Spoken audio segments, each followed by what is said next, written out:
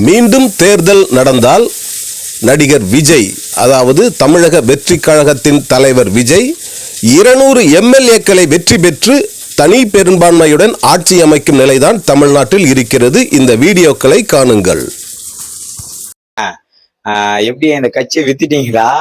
என்னதான் பண்ணி வச்சுக்கிறீங்க? இந்த பாருங்க, அவரு இன்னைக்கு வரைக்கும் பிஜேபிய அவாய்ட் பண்ணி ஸ்டாண்ட்ல நிக்கிறாரு.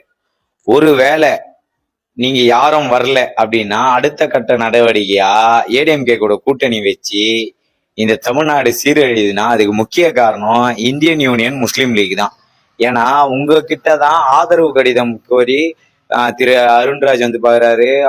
மற்றும் அந்த விடுதலை சிறுத்தை கட்சிக்கு போன் போட்டு தளபதியா பேசியிருக்காரு. அதுக்கப்புறம் கம்யூனிஸ்ட் கட்சி இருக்கு. இவங்க எல்லாருக்கிட்டையும் கேட்டுட்டாங்க, நீங்க இன்னமும் ஆதரவு தரலன்னா இது எப்படி? இது கொஞ்சம் யோசிங்க மக்களே. இவங்களுக்கு பிஜேபி வந்துரும் நம்மளை ஏமாத்தி இவங்க தான் பிஜேபி பி டீம்ன்ற மாதிரி எனக்கு தோணுது. பிஜேபியோடைய பி டீம் தான் இந்த இந்தியன் யூனியன் முஸ்லீம் லீக்னு நான் நினைக்கிறேன். நீங்க என்ன நினைக்கிறீங்க? கமெண்ட்ல சொல்லிட்டு போங்க. வணக்கம் தம்பி. முதல்வர் விஜய் கிட்ட நான் பேசிட்டு இருக்கேன். இப்போ என்ன கேட்டோம்னா, அந்த 4 நாளாக டிவியை பார்த்து எங்களுக்கு மண்டையெல்லாம் வலிக்குது. ரொம்ப நிம்மதி இல்லாமல் இருக்கும். நாங்களே எப்படின்னா நீங்கள் எப்படி இருப்பீங்கிறது எங்களால் அனுமானிக்க முடியலை. எங்களுக்காண்டி இவங்களோட கூட்டு சேர்ந்து ஒரு நல்லாட்சி அமைக்கணும்னு நீங்கள் வர்றீங்க. வர்றது நல்லது தான். ஆனால் கூட்டணி சேர்றவங்க எப்படி இருப்பாங்கன்னு தெரியல. எங்களுக்கு துணை முதல்வர் பதவி வேணும், அந்த பதவி வேணும், இந்த பதவி வேணும்னு சொல்லிட்டு உங்களை டார்ச்சர் பண்ணினாங்கன்னா உங்களால் நல்லாட்சி கொடுக்கவே முடியாது. அவங்க செய்கிற தப்புகள் உங்கள் மேலே பாயும். ஒரே முடிவு எடுங்க, வேணவே வேணாம், இந்த ஆட்சி வேணாம், நான் ரிசைன் பண்றேன்னு சொல்லிட்டு நம்மளோட 108 எம்எல்ஏக்களையும் சேர்ந்து ரிசைன் பண்ண வைங்க. அடுத்த 6 மாசத்துல உங்களை 234 சீட்டும் ஜெயிக்க வைக்கிற மாதிரி நாங்கள் செய்யறோம். எங்களுக்காண்டி நீங்க கஷ்டப்படாதீங்க தம்பி. எங்களோட முடிவு இதுதான். ஏங்க, எங்களுக்காக வந்த ஒரு மனுஷனை நாய் மாதிரி அலைய விடுறீங்களேங்க. நாங்க தாங்க எங்களுக்கு வேணும், நாங்க அவரை தேர்ந்தெடுத்தோம். எங்க அவருக்கு இருக்க சொத்துக்கு அவர் எப்படியோ வாழ்ந்துட்டு போலாங்க. தமிழ்நாட்டு மக்களுக்கு நல்லது பண்ணணும்னு நினச்சி வந்த மனுஷனை எப்படிங்க உங்களுக்கு மனசு வருது? இப்படி போட்டு சித்திரவதை பண்ணுறீங்க. அவர் தூக்கம் இல்லை, சாப்பாடு இல்லை அவருக்கு ஒழுங்க. அவர் பாவம் அவங்க சும்மாவே விடாது. ஆளுநர் சார், நீங்களும் மனசாட்சி உள்ள ஒரு மனுஷனாக நடந்துக்கோங்க. அவர் மெஜாரிட்டி காட்டணும்னா தமிழக மக்கள் நாங்கள் இருக்கோம்.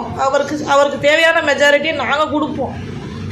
அவரை போட்டு படுத்தி எடுக்கிறீங்க. அவர் பாவம்லாம் உங்களை சும்மாவே விடாது. எங்களுக்கு அவர் தான் வேணும், அவர் தவிர யாரும் வேணும். நான் ஒரு ஊனமான பெண். எனக்கு தேவையானது எல்லாமே எல்லா கவர்மெண்ட்லேயும் கொடுத்தாங்க, இல்லைன்னு சொல்லலை. ஆனால் எனக்கு யார் ஆண்டா காட்டாக இருக்கணும்னு நான் முடிவு பண்ணியிருக்கேன். எனக்கு விஜய் சார் தான் வேணும். அவரை இதுக்கு மேலே கஷ்டப்படுத்தாதீங்க. ஒரு பக்கம் பார்த்தா ஏடிஎம்கேவும் நம்ம உதயசூரியனும் ஒன்னாவ போகுதுன்றாங்க. இன்னொரு பக்கம் பார்த்தா எல்லாரையும் தூக்கி பதுக்கிட்டானுங்க. இன்னொரு பக்கம் ஆளுநர் என்ன சொல்றாரு, நான் ஆட்சி உங்களுக்கு அமைச்சு தர முடியாது, இப்ப 118 இது வந்தாதான் நான் ஆட்சி, எம்எல்ஏ வந்தாதான் நான் ஆட்சி பண்ணுவேன்னு சொல்றாரு.